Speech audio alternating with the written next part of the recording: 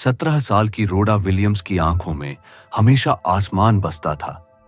वह एक बेहद तेज दिमाग वाली लड़की थी और एस्ट्रोफिजिक्स उसका जुनून था। बचपन से ही सितारे, ग्रह और अंतरिक्ष के रहस्य उसकी सोच का हिस्सा रहे थे। जब बाकी बच्चे जमीन पर खेलों में लगे होते, रोडा आसमान की तरफ देखकर यही सोचती रहती कि इस नीले पर्दे के पीछे आखिर है क्या। आज उसकी जिंदगी का सबसे बड़ा सपना पूरा होने वाला था। उसे MIT में दाखिला मिल चुका था, वही यूनिवर्सिटी जिसे दुनिया की सबसे बड़ी साइंस की जगह माना जाता है। उसके लिए यह किसी लॉन्च पैड से कम नहीं था, बस एक आखिरी उड़ान बाकी थी और उसकी जिंदगी अंतरिक्ष की तरफ बढ़ने वाली थी। इसी खुशी में उसने दोस्तों के साथ एक छोटी सी पार्टी की। हंसी, मजाक, खुशी और थोड़ा सा नशा, और उसी बेफिक्री में वह कार लेकर घर की तरफ निकल पड़ी। रास्ते में कार का रेडियो ऑन था और अचानक एक ब्रेकिंग न्यूज ने उसका ध्यान खींच लिया। न्यूज एंकर बता रहा था कि आसमान में अचानक एक नया ग्रह दिखाई दिया है। साइंटिस्ट्स के मुताबिक वह ग्रह हैरान करने वाली हद तक अर्थ जैसा है। वही नीला रंग, वही बादल, वही समंदर, और सबसे चौंकाने वाली बात यह कि वह नंगी आंखों से भी दिख रहा है। यह सुनते ही रोडा की सांसें तेज हो गईं। उसका दिल जोर जोर से धड़कने लगा। उसकी नजरें सड़क से हटकर आसमान की तरफ उठ गईं और फिर उसने वह मंजर देख लिया। अंधेरे आसमान में एक छोटा सा नीला बिंदु जो किसी कीमती हीरे की तरह चमक रहा था। रोडा इस दृश्य में इतनी खो गई कि उसे लगा जैसे बस हाथ बढ़ाए और उसे छू ले। लेकिन वह यह भूल गई थी कि सितारों को छूने की कोशिश में अक्सर इंसान के पांव जमीन से फिसल जाते हैं। सिर्फ एक पल की लापरवाही ने सब कुछ बदल दिया। रोडा की कार एक ट्रैफिक सिग्नल पर खड़ी दूसरी कार से जा टकराई। उस कार में एक खुशहाल परिवार बैठा था। जॉन बरोज, उसकी गर्भवती पत्नी और उनका 5 साल का बेटा। यह हादसा किसी कयामत से कम नहीं था। जॉन की पत्नी और बच्चा मौके पर ही दम तोड़ बैठे और जॉन खुद गहरे कोमा में चला गया। रोडा को शारीरिक तौर पर तो हल्की चोटें आईं, लेकिन उसकी पूरी दुनिया टूटकर बिखर गई। उसके सपने, उसका भविष्य, MIT, सब कुछ शीशे के टुकड़ों की तरह सड़क पर बिखर चुका था। कानूनी तौर पर रोधा नाबालिग थी, इसलिए उसका नाम इस जुर्म के साथ कभी सार्वजनिक नहीं किया गया, लेकिन सज्जा फिर भी मिली। अगले 4 साल उसने एक जुवेनाइल डिटेंशन सेंटर की दीवारों के अंदर गुजारे। ये 4 साल सिर्फ कैद नहीं थे, बल्कि एक जिंदा सज्जा थे। हर दिन, हर रात, हर सांस के साथ वह अपने किए पर पछताती रही। उसके लिए सबसे बड़ा दर्द यह नहीं था कि उसका करियर खत्म हो गया, बल्कि यह था कि उसकी एक गलती ने एक पूरे परिवार को उजाड़ दिया था। वह खुद को माफ नहीं कर पा रही थी। 4 साल बीत गए और आखिरकार रोडा रिहा हो गई, लेकिन बाहर की दुनिया वैसी नहीं रही थी जैसी वह छोड़कर गई थी। आसमान में वही नीला बिंदु जिसे साइंटिस्ट्स अर्थ जैसा ग्रह कह रहे थे, अब अर्थ के और भी करीब आ चुका था। वह बिल्कुल अर्थ की परछाई जैसा दिखता था। वही समंदर, वही पहाड़, यहां तक कि शहरों की रोशनियां भी साफ नजर आती थीं, जैसे अंतरिक्ष में किसी ने एक विशाल आईना टांग दिया हो। लोग उलझन में थे, साइंटिस्ट्स हैरान थे। कोई समझ नहीं पा रहा था कि यह वाकई कोई ग्रह है या कोई ब्रह्मांडीय धोखा। सवाल यह भी था कि अगर यह इतना करीब है तो अर्थ की ग्रेविटी या सोलर सिस्टम पर इसका कोई असर क्यों नहीं पड़ रहा। आम लोगों ने इसे एक नाम दे दिया था, अर्थ 2। लेकिन रोधा के लिए यह अर्थ 2 कोई वैज्ञानिक चमत्कार नहीं था, बल्कि एक जख्म था जो हर पल उसे उस हादसे की याद दिलाता था। उसके माता पिता चाहते थे कि वह दोबारा सामान्य जिंदगी की तरफ लौटे, लेकिन वह 17 साल की लड़की जो सपने देखा करती थी, अब जिंदा नहीं रही थी। अब वह 21 साल की एक खामोश टूटी हुई लड़की थी, जिसकी सांसों में सिर्फ ग्लानि भरी हुई थी। रोडा खुद को सजा देना चाहती थी। इसी वजह से उसने वही हाई स्कूल ज्वाइन किया जहां वह कभी पढ़ा करती थी, लेकिन इस बार एक स्टूडेंट के तौर पर नहीं, बल्कि एक जैनिटर के तौर पर। जिन क्लासरूम्स में बैठकर उसने ब्रह्मांड के रहस्य पढ़े थे, आज उन्हीं कमरों में वह फर्श साफ कर रही थी। वह जानबूझकर खुद को अपनी ही नजरों में गिराना चाहती थी। शायद इसी तरह उसे थोड़ा सुकून मिल जाए। एक दिन वह उसी सड़क पर आ पहुंची जहां हादसा हुआ था। वहां उसने एक आदमी को देखा जो सड़क के किनारे एक छोटा सा खिलौना रखकर खामोशी से चला गया। वह जॉन बोर्रो था। वह कोमा से बाहर आ चुका था। रोदा ने उसे पहचान लिया। घर आकर उसने इंटरनेट पर जॉन के बारे में सर्च किया।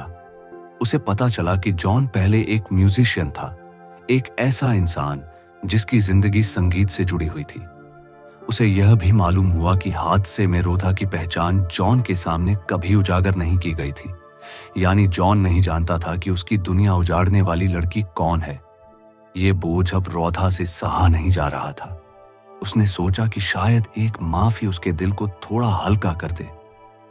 उसने जॉन का पता ढूंढा और एक रात उसके घर पहुंच गई, लेकिन दरवाजा खटखटाने की हिम्मत नहीं जुटा पाई। खिड़की से अंदर झांका तो उसने जॉन की बर्बाद जिंदगी का मंजर देखा। एक ऐसा इंसान जिसके अंदर कभी संगीत बजता था, आज शराब में डूबा हुआ था। यह देखकर रोडा के दिल पर और वजन आ गया। माफी के शब्द उसके गले में अटक गए और वह वहां से चली गई।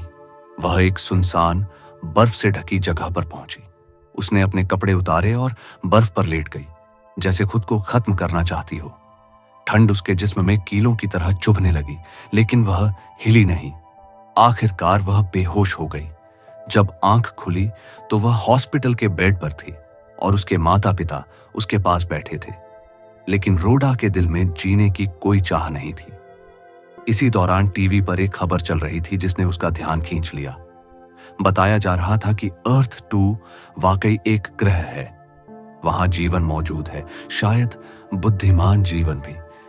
गवर्नमेंट की तरफ से ऐलान हुआ कि अर्थ 2 पर एक फ्लाइट भेजी जाएगी और उसके लिए एक कंपटीशन रखा गया है। कोई भी आम नागरिक इसमें हिस्सा ले सकता है। बस एक सवाल का जवाब देना था। आपको अर्थ 2 का टिकट क्यों मिलना चाहिए? रोदा ने भी वह फॉर्म भर दिया। शायद इसलिए कि वह इस दुनिया से भागना चाहती थी, या शायद इसलिए कि वह अपने अंदर के बोझ से आजादी चाहती थी। फॉर्म सबमिट करने के बाद रोदा फिर से अपनी रोजमर्रा की सजा में लौट आई। स्कूल की गलियारों में झाड़ू लगाते हुए, फर्श साफ करते हुए वह खुद से नजरें चुराकर जीती थी। एक दिन दीवार पर लिखी एक लाइन ने उसका ध्यान खींचा। किसी ने बड़े अक्षरों में लिखा था कि अर्थ 2 एक वार्निंग है, इस बात का संकेत कि दुनिया का अंत करीब है। ये शब्द रोडा को डरा नहीं पाए, बल्कि उसके अंदर एक अजीब सी हिम्मत भर गए। वह सोचने लगी कि जब सब कुछ खत्म ही होना है तो फिर सच बोलने से डर कैसा। उसी पल उसने फैसला कर लिया कि वह जॉन से मिलेगी और उससे माफी मांगेगी, चाहे अंजाम कुछ भी हो। वह सीधे जॉन के घर पहुंची। दिल सीने में ऐसे धड़क रहा था जैसे किसी पिंजरे में बंद परिंदा फड़फड़ा रहा हो। उसने हिम्मत जुटाकर दरवाजा खटखटाया। दरवाजा खुला और सामने एक ऐसा इंसान खड़ा था जो जिंदा इंसान से ज्यादा टूटी हुई परछाई लग रहा था। जॉन ने बेरुखी से पूछा, तुम कौन हो? रोडा ने दिल ही दिल में जो शब्द कई बार दोहराए थे, वे सब उसके गले में अटक गए। जॉन की हालत देखकर उसकी हिम्मत जवाब दे गई और सच की जगह उसके मुंह से झूठ निकल गया। उसने कहा कि वह एक क्लीनिंग सर्विस से आई है और यह एक फ्री ट्रायल है। जॉन ने साफ इनकार कर दिया और दरवाजा बंद कर दिया। रोडा मुड़कर जाने ही वाली थी कि अचानक दरवाजा दोबारा खुला। जॉन ने पूछा, फ्री ट्रायल? यानी तुम बिना पैसे लिए सफाई करोगी? घबराहट में रोडा ने हां में सिर हिला दिया। जॉन ने उसे अंदर बुला लिया।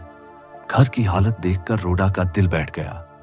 हर तरफ बिखरी बोतलें, गंदगी और यादों की बदबू। यह घर नहीं था, बल्कि एक टूटे दिल का मलबा था। रोडा खुद को इस झूठ में फंसा हुआ महसूस कर रही थी। वह वहां से भागना चाहती थी, लेकिन जब दरवाजे तक पहुंची तो उसे एहसास हुआ कि अगर आज वह चली गई तो शायद फिर कभी जॉन के सामने खड़ी होने की हिम्मत नहीं कर पाएगी। वह वापस मुड़ी और सफाई शुरू कर दी।